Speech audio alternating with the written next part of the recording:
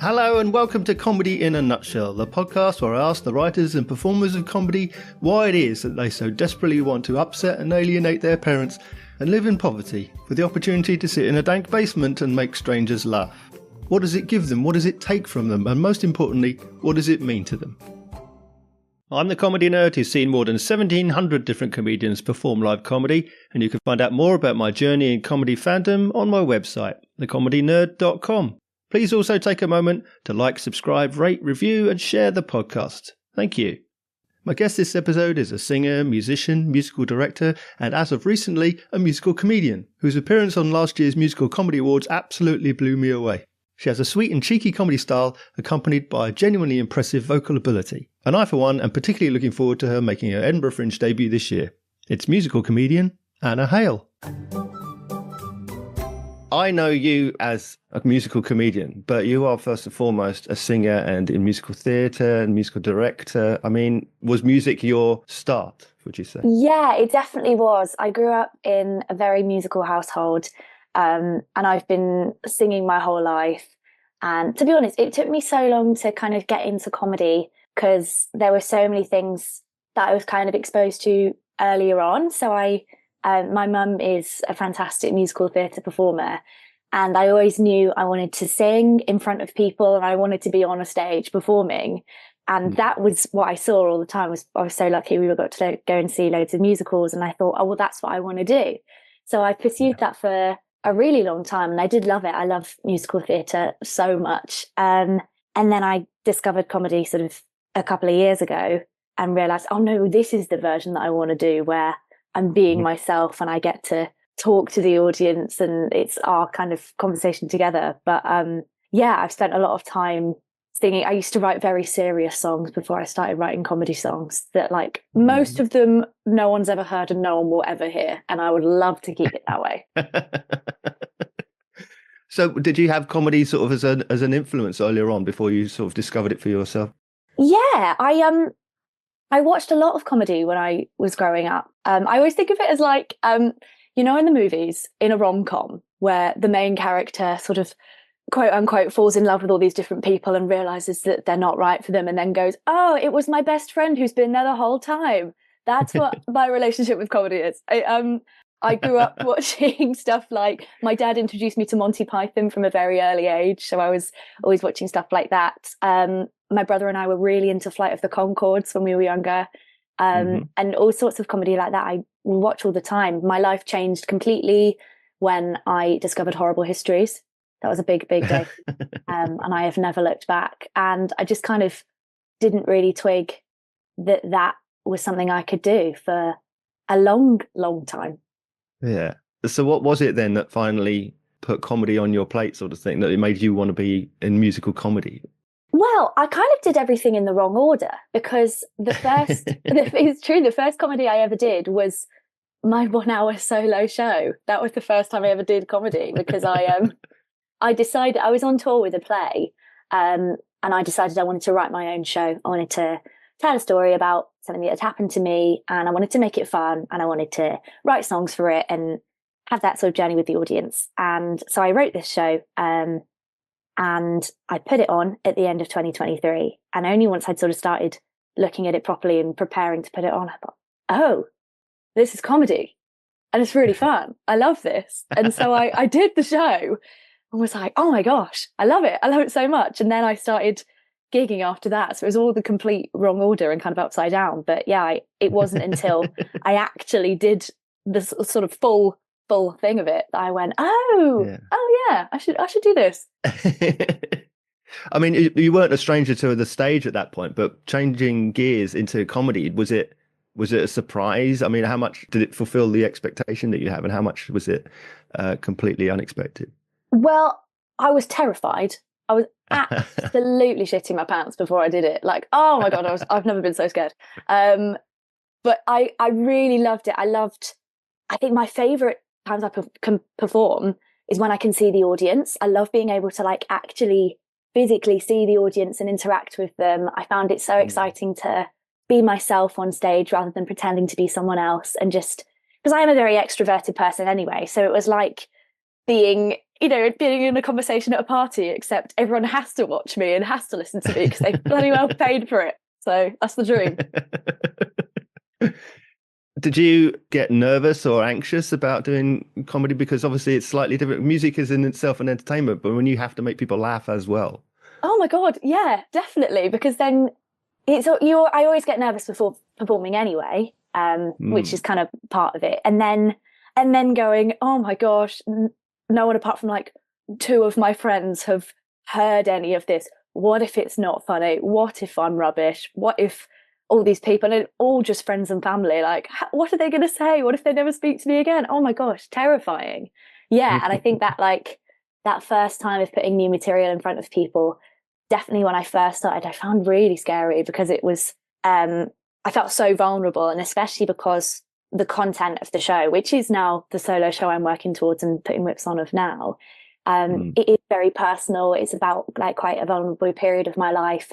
And it does get quite deep, and it does get like quite exposing for me. It's all stuff I'm comfortable talking about, but it's that very, very first time there were so many factors which it was terrifying. It's absolutely terrifying. But then the contrast of getting up and saying something, and it is funny, it was the best. It was the biggest rush I've ever had. Yeah, I love it. Talking about these stories and being vulnerable, and it's obviously every comedian talks about what they know, but it's always elevated or exaggerated or something. How much of you is you on stage? How much of it is it a character of you? Well, I think the very first time I did the show, it was me in my purest form. And as I've then done more comedy, I have found a slightly different version of myself where I always say like my comedy persona is a bit of a bitch. Like me, but a bit more passive aggressive. Yeah, I think it's sort of me on good form, or there's always a hint of like I'm just doing a joke, like it's not actually me. There is a sort of character of like a kind of yeah, she's a bitch. There's no other word for it really. But yeah, I've become slightly less myself when I'm performing, but it is still me, but a slightly different version. It's yes and no. What a silly answer. But does that make it easier to talk about these personal stories? Yeah, definitely. I think what I've done with the show now is I've really, the bits still based on truth, but some of it I've taken slightly away from exactly how things have gone. So partly for the sake of making things more fun, and also just to protect me a little bit. So there's a moment in my show where I talk about a trip I went on.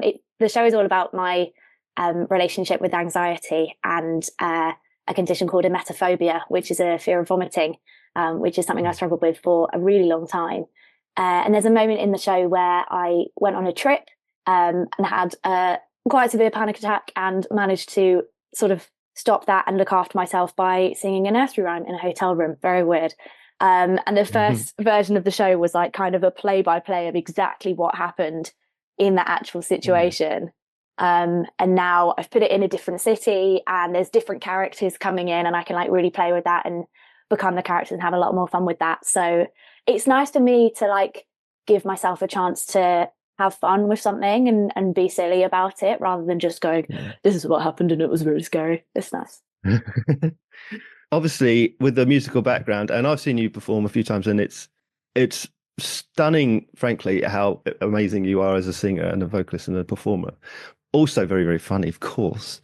But I wonder, do you put the music first? Are you writing the story and telling the jokes and then putting that to music? Or do you think musically first and then add to that what story will go with this soundtrack? How do you put it together like that? An excellent question. Firstly, thanks. I think I start with an idea. It's always got to be, and I've always done this when I'm writing songs.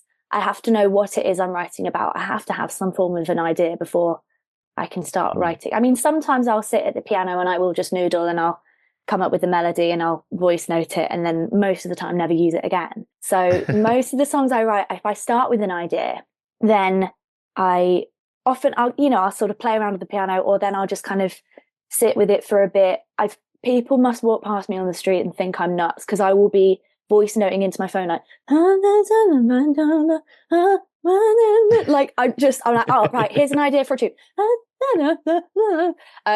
So I will kind of do that, and then the music will kind of come, it all kind of comes like step by step together. So it's very rare that I will kind of write a bunch of lyrics and then go and put it to a tune, where it's like I'll come up with sort of one lyric and then maybe start thinking about a tune. Or often like I'll write a melody and I won't have words, but I'll sing like things that sound like words. So I go back to a voice note and it's me like, how much time it came, and I'm like, that's not words, but it has to be those vowels.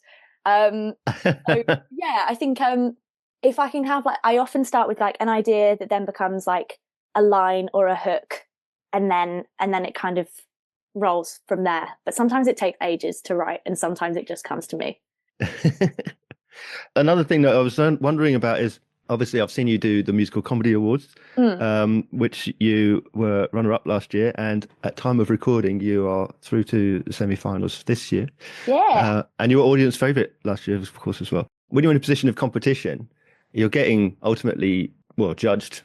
Yes. You've got this criticism of you, but it's twofold, because generally when I talk to comedians who do competitions or awards, you're in competition for what you have to say primarily and your performance, but also your musical performance is being judged as well and criticized.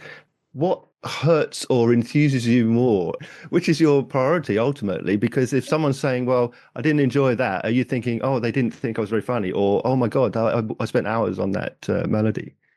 I think normally for me, I'm focused on like the feedback for the comedy. I think when in terms of there's actually very few people that I will take musical notes from. One of them is a wonderful music producer called Ed Gill, who produces the music for most of the stuff I worked on my show since the beginning and still is. And I would be like, yeah, Ed, what do you think of that? And the other person is my dad.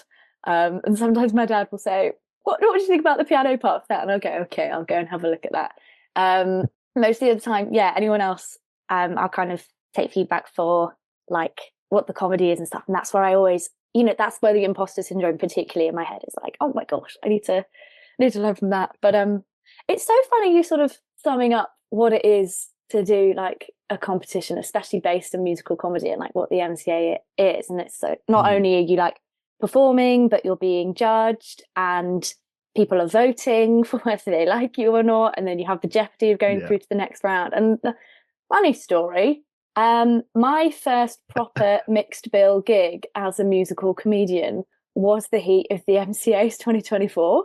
And wow, I have never been, and I also said this already, I've never been so scared in my life. I was terrified.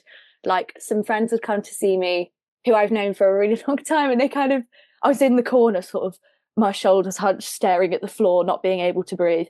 My friend sort of looked over at me like, "You all right?" And I looked at them like, "Don't talk to me. I can't speak. I can't speak." Yeah, that was a great idea on my part. I thought, oh, let's get into comedy and let's do the first thing. I'll do a competition just to see if people like me or not. What a fantastic idea. What an idiot. I mean, what is that? Is that confidence? Is it hubris? I think it was just because it was there and applications were open, and I thought, okay, I'll apply for that. And then they sent me a date and I went, right, that date's in my diary. I guess that's my focus now. It was before I'd really got into the swing of like booking gigs or anything.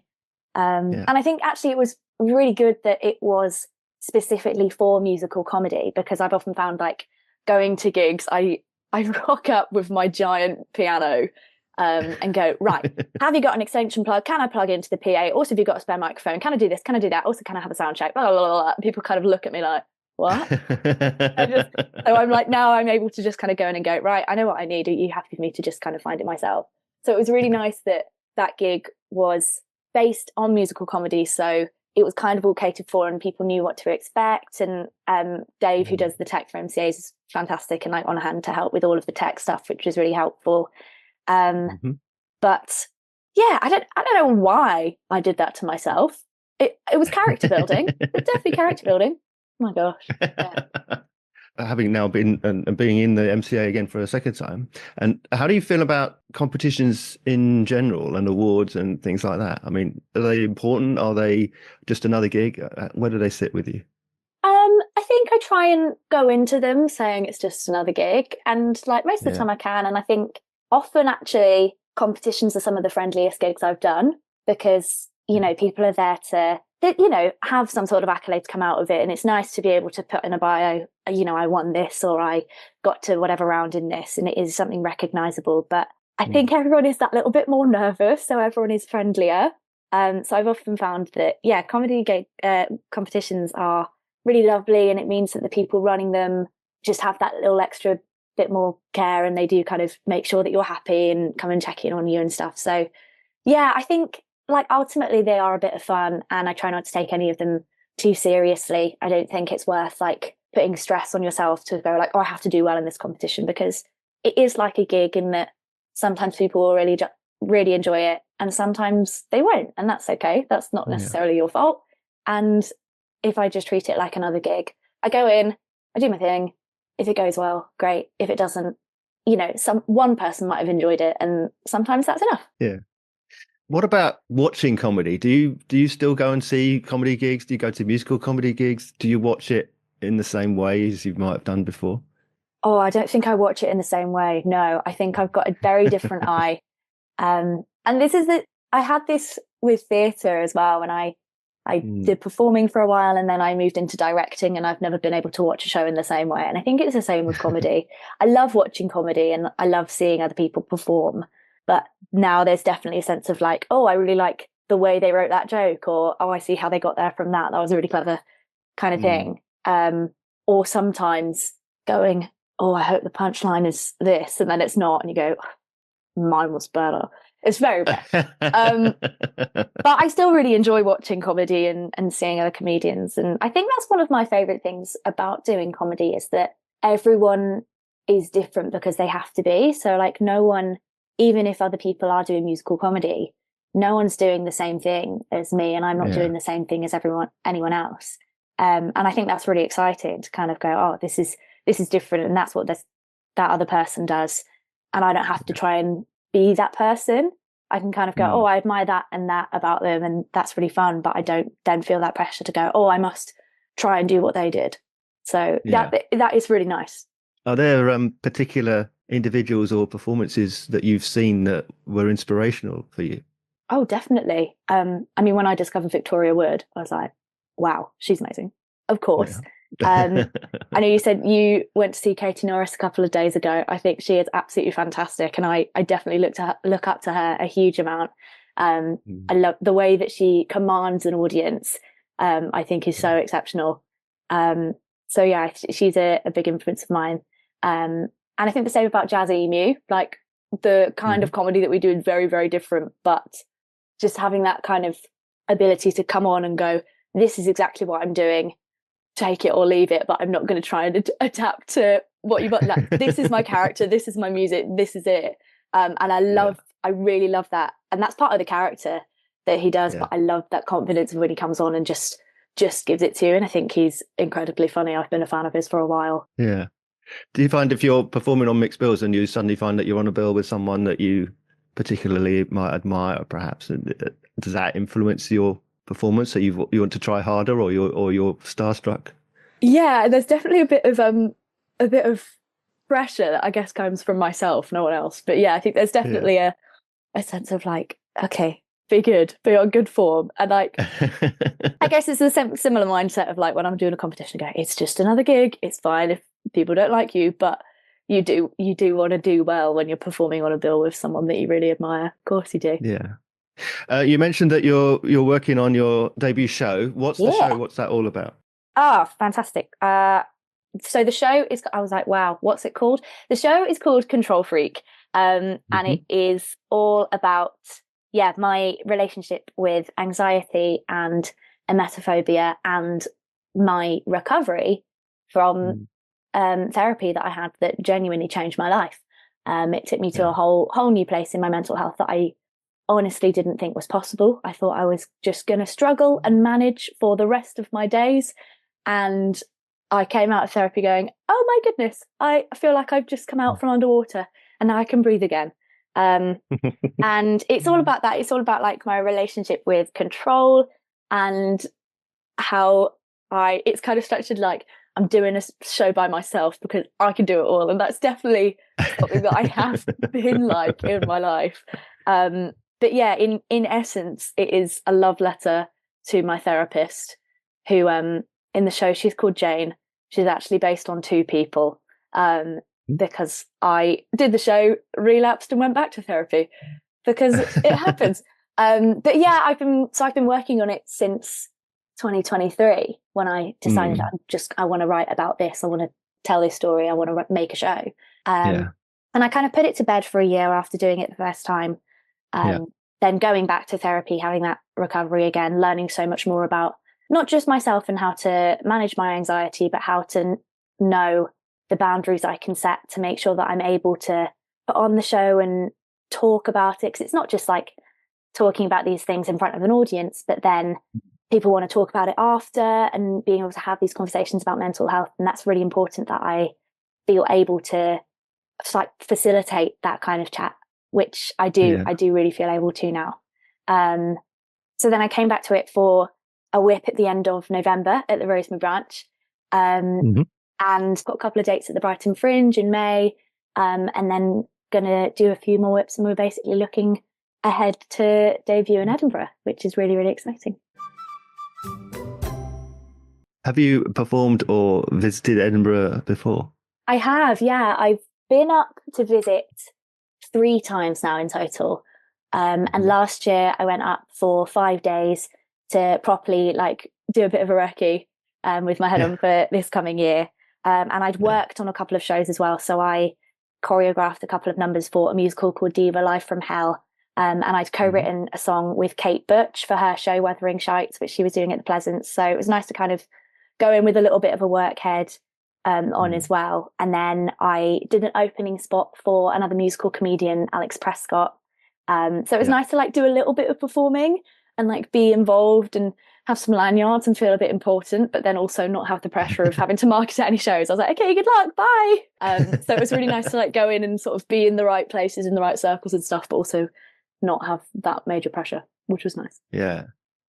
How has that whole festival experience been in terms of all the people who are there, and then obviously there's all the industry pressure on a lot of people, and the crowds and the audiences, the sights and smells, and how does that all set you up for doing your own run of your own solo show? I mean, it's overwhelming. It's undoubtedly really overwhelming. There's just so much going on all the time. It's really nice that like I know people from comedy, so like it's really lovely being in an area where you'll bump into someone you know in all sorts of random places, and that's sometimes through comedy and who I've met from gigging and doing competitions and all sorts. That's sometimes people from uni. There's lots of people that I went to uni with who are also in comedy and performing, and then there's also in theatre as well. So it's often like it's really lovely to know lots of people in a close vicinity. I think also in the same way, it's really overstimulating to be in a place where like, you know, everyone all the time, or there's just people everywhere at all times. And it's all very, very busy, but it's such an exciting festival. And I love being in a place where there's so much going on and everything is really different. And what really excites me about the Edinburgh Fringe is that it really celebrates alternative stuff that crosses genres. So I feel really excited to take up a show that is comedy, but it's also music and it's also storytelling and it's very theatrical, and it is only what it is in its entirety. And it's kind of like, this is it. This is who I am. This is what I do. This is my show. Come into my space for an hour. Let's do it, and then go and see something else. And I think that's really exciting.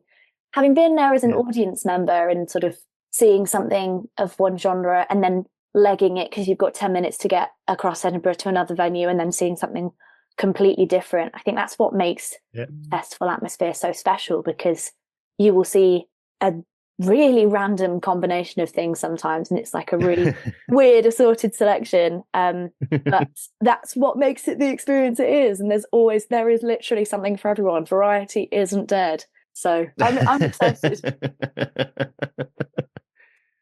You say it's exciting, but of course, obviously, it's as a debut show, and we talked a little bit about competition. There's going to be a lot of eyes on you in terms of debut. It's like such a weird concept. It's it's the first time out of the gate, and I'm officially presenting myself to the industry and to the world, if you like. So it must be, in a sense, quite daunting as well. Plus, there's that element of competition whereby you are competing for the attention of audiences with literally thousands of other shows.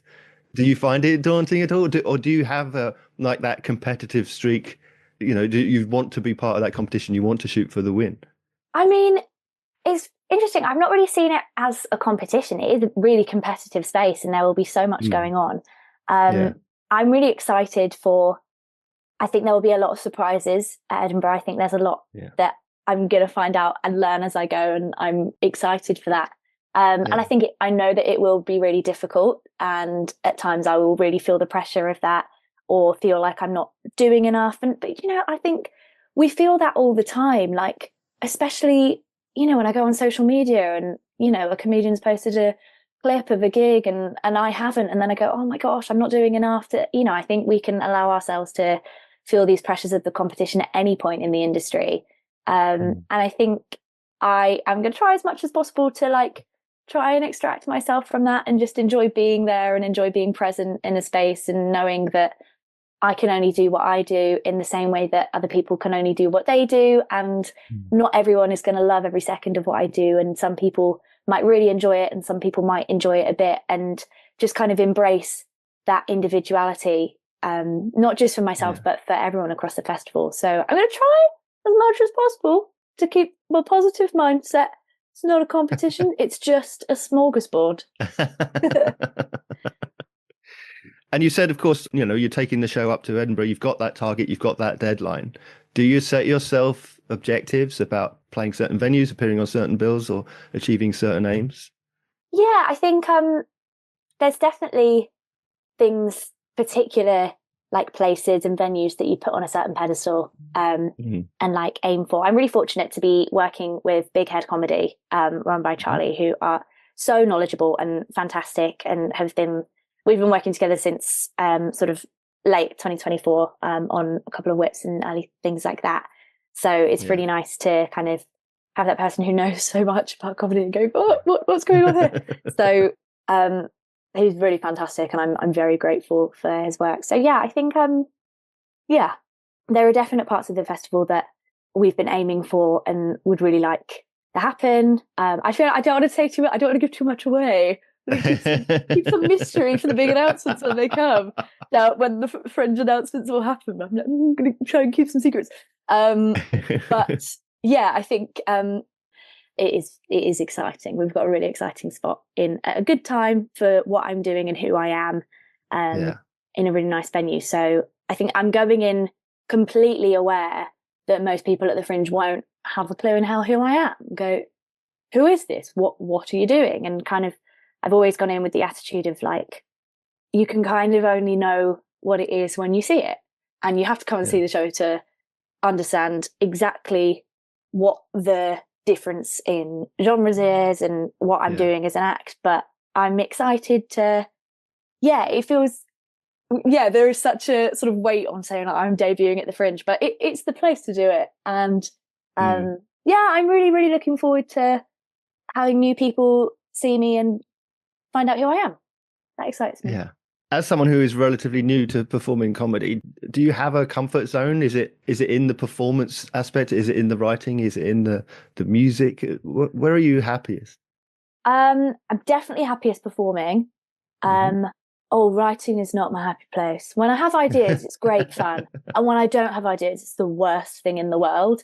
And I know that everyone feels this, but when I'm trying to write something and it's not coming out, I'm like, well, I guess I'll never write a joke again. I guess I had my peak and I was funny for a minute, and now I'm just going back to being nothing. I really, I feel it quite hard. But then, it's only until I'm kind of in front of people and going, right, do it. I'm in the zone. Nothing else can happen. I've just got to do it. And that's where I get a massive rush. And I think I feel most comfortable doing lots of things at once, which is why I love musical comedy so much, because I'm not just delivering jokes, but I'm also singing and making sure that I'm singing properly and singing the right notes and playing around with what I can do vocally. And then I'm also most of the time playing piano, sometimes playing guitar occasionally as well, but focusing on that as well. And I've got so much kind of going on that I'm not quite thinking about any of them fully, which I think really helps me just relax and it just happens. And sometimes, especially when it was really early on, I kind of go on stage,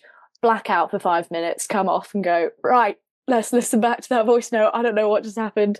But yeah, I think performing is definitely my happy place.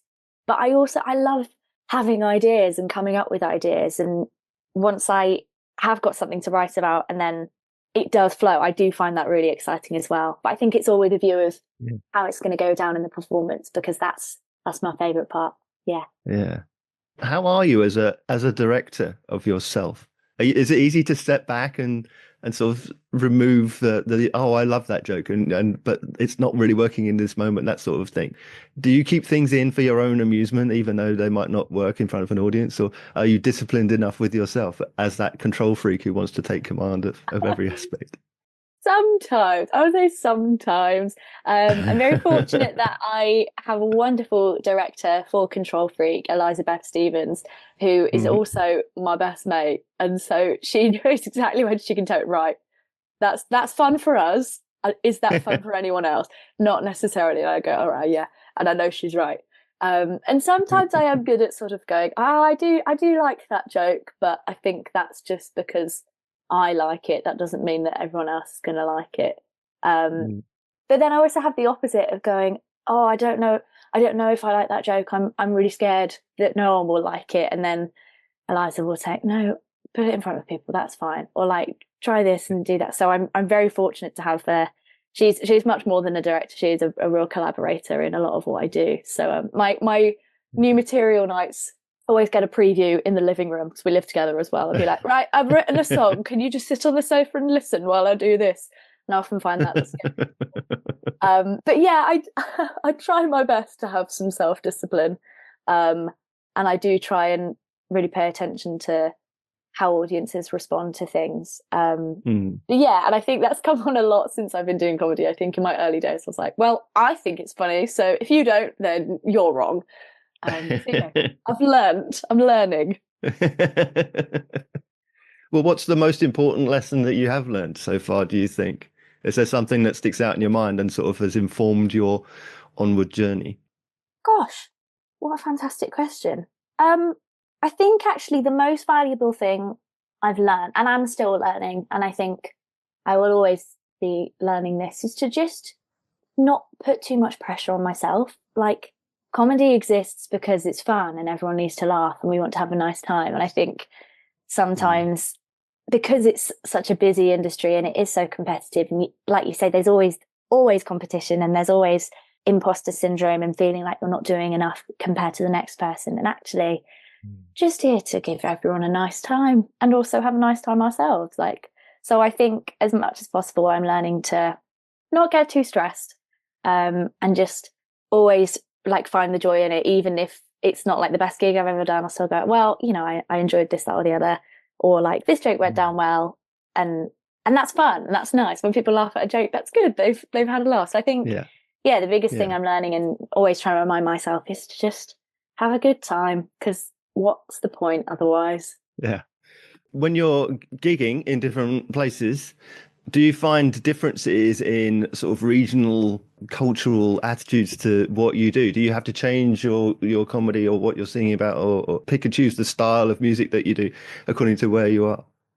I think most of what I do, I keep the same, but I'm very good. There's one song that I do that I only ever become aware of it when I'm not in London, but there's like some very London centric lyrics that every time I sing it, I'm like, is this gonna land? Is this gonna work? Like, do people know what I'm talking about here? And like in London, usually that people are like, oh, that's pretty funny. And then sometimes I'll go to, like, I was in Banbury the other day and I'm literally midway through, trying to stay in performance mode, and I'm midway through singing this song going, I don't know if do they know what I'm talking about? But sometimes, I don't know, sometimes if you like deliver it enough to be like, that's the punchline, people go, even if they don't quite know. But most of the time I keep my musical style the same. And just there's not a lot that can change sort of once I'm on the piano and I'm playing it. But I always like to say it's a nice little hack to do musical comedy, because even if people don't laugh at any of the jokes, they will still clap at the end of the song. And that is a hack. That's the trick to comedy. You just have to make them applaud by doing a button at the end of the song. It's all bullshit. None of it's real. What do you think then have been the best and worst experiences you've had doing comedy so far? Well, I think one thing that, like I say, it's my favourite part of musical comedy, is once I've done a gig and I've turned up and I've sorted all the stuff out and I've set up and then can't leave until the end, and then I pack down my keyboard and then I take it home, and then I've sorted out finding a parking space because I took my keyboard on a train once and it did not go well. And I've done all of that, and then I get home and I'm absolutely exhausted, and then I have to drag my keyboard up 2 flights of stairs back to my flat, and I think, why is this happening? So that's my absolute favourite part of being a musical comedian, is the admin. I always say, like, my biggest, it's not like the worst thing ever, but it's like my biggest sort of, it just makes me cringe when I'm doing a gig and then I get introduced on the stage and I come on like, hello, and then I have to drag my keyboard into the performance space and sort of set it up in the right area and put my pedal on the floor, and oh man, I think it's just so awkward. And it's quite funny, and I've definitely, like, I've made audiences just clap longer for me. I'm like, no, clap again while I sort of sort my tech out. But I find the admin sometimes quite stressful, but in a silly way. I think genuinely the worst parts were the, like, very early gigs that we talked about, where I was just so scared because I didn't know how it was going to go. And I had, in moments there, I was also like still struggling with my anxiety. So people are like, what's the worst case scenario? And I'm like, the worst case scenario is I vomit on everyone. Like, horrendous. What an awful thing to happen. So I think those have been the worst moments. And I hope, touch wood, fingers crossed, those days are behind me.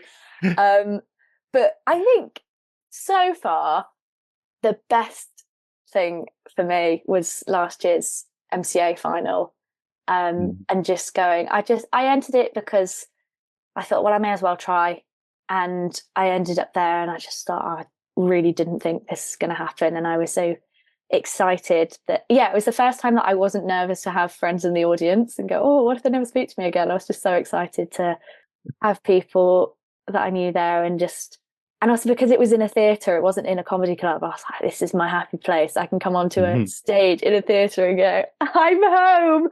So it felt like a real combination of, like, everything that had happened so far. That was a very, very special gig for me that I will treasure that for a long time. That was a really special one. Yeah. And we've talked about briefly some of the things that you might have as objectives. With so many things already under your belt, is there something you haven't done yet that maybe is aspirational? Oh, absolutely. I fully intend to go on The Masked Singer and win. That's on my list. Obviously, I can't tell you what character I'll be because then everyone will know. But that's so the plan is I'll go on The Masked Singer, I'll win, then I'll come back as a guest judge, and then I'll join the panel as a permanent judge. And then I'll get to do what I do for fun for a living, which is genuinely sit down with a notebook, look at all the clue packages, and then start Wikipediaing people and trying to work out who it is. And I take that show very seriously, so I think I'm the perfect person for the job.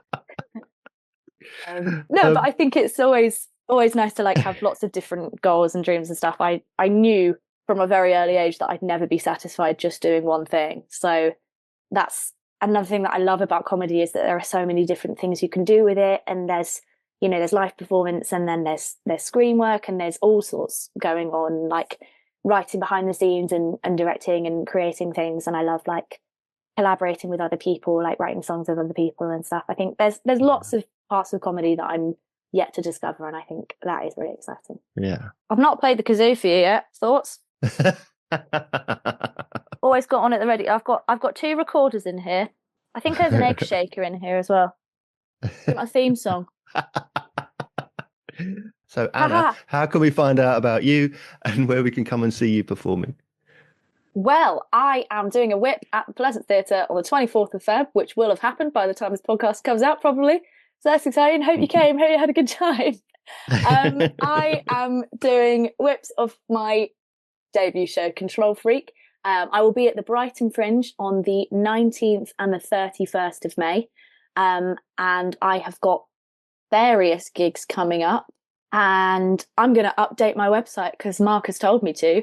So all of the information will be available, I promise, because I'm going to do it at annahale.co.uk or on my Instagram, which is at allhaleanna. But Hale is spelled Hale because that is my name. And so my final question then, which I'm sure you've mused on at length. So much. How would you sum up comedy in a nutshell? I was going to say it might be a rather large nut, wink. I think my comedy in a nutshell is just a little bit silly and it's quite cheeky. And I like bringing the audience in and going, I'm just being a bit silly. Even when it's not, even when I'm doing quite serious things like in my show, when it gets a little bit deep, it's still going, I promise it's all okay in the end. My comedy in a nutshell is just, a little bit silly, a little bit cheeky, and something fun. If I've got a tune stuck in your head, that is the best outcome for me. I did a gig the other day and someone was singing along once I'd got to like the third chorus and I was like, oh, it's the coolest thing ever. So it's silly, it's cheeky, and it's hopefully catchy, and it will get stuck in your head. Yeah. Anna, thank you so much for being my guest. It's been a genuine privilege. Thank you. Oh, it's been an absolute pleasure. Thank you so much for having me.